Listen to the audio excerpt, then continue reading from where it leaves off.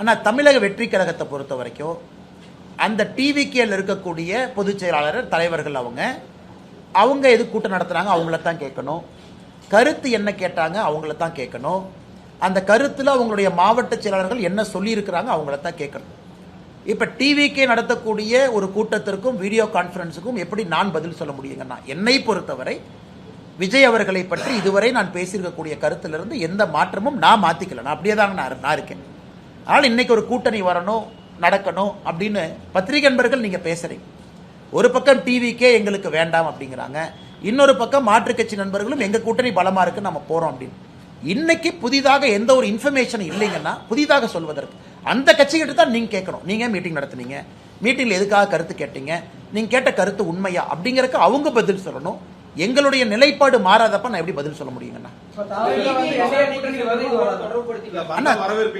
அண்ணா இன்னைக்கு நம்ம ஒரு விஷயத்தை தெளிவாக புரிஞ்சுக்கணுங்கன்னா, தேர்தல் எந்த நேரமும் கூட டிக்ளேர் ஆகலாம். இன்னைக்கு நம்ம 14ஆம் தேதி, 16 வருதுங்கிறாங்க, 17 வருதுங்கிறாங்க, நமக்கு தெரியாது, 18ங்கிறாங்க. ஏதோ ஒரு நாள் இன்னும் அடுத்த இந்த வாரத்துக்குள்ள வருது.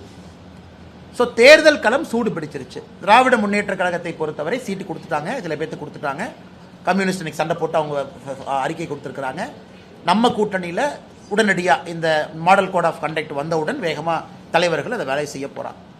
இன்னைக்கு எலெக்ஷன் மோட்டுக்கு எல்லாமே வந்துட்டாங்கண்ணா. அதனால் இன்னைக்கு என்னுடைய கருத்து, எங்கள் கூட்டணி பலமாக இருக்கு. தேசிய ஜனநாயக கூட்டணி இன்னைக்கு பலமாக இருக்கு. யாரையும் எதிர்பார்த்து இந்த கூட்டணி இல்லை. நாங்கள் பலமாக இருக்கின்றோம், ஆரோக்கியமாக இருக்கின்றோம். 17ஆம் தேதி முன்னெடுத்திருக்கக்கூடிய ஆர்ப்பாட்டமும் கூட ஒரு சான்று. 3 முறை பிரதமர் அவர்கள் வந்துட்டு போயிட்டாங்க தமிழ்நாட்டுக்கு தேர்தல் களத்துக்காக. இன்னும் 2-3 முறை வர இருக்கிறாங்க மாடல் கோட் ஆஃப் கண்டக்டுக்கு பிறகு. அதனால் எங்களை பொறுத்தவரை நாங்கள் பலமாக எங்கள் பாதையில் போகிறோம். மற்ற கட்சிகள் கூட்டணி வேணும்னு நினைக்கிறாங்க, மற்ற கட்சிகள் இன்டர்னல் மீட்டிங் போட்டு கேட்குறாங்கன்னா அந்த கட்சிகள் தான் பதில் சொல்லணும். எங்க நிலைப்பாட்டில் எந்த மாற்றம் இல்லை, நாங்கள் அதே நிலைப்பாட்டில் தான் நாங்கள் இருக்கோம். அண்ணா நான் கொடுக்கக்கூடிய இடத்துலையும் இல்லை, வாங்கக்கூடிய இடத்துலையும் நான் இல்லைங்கண்ணா.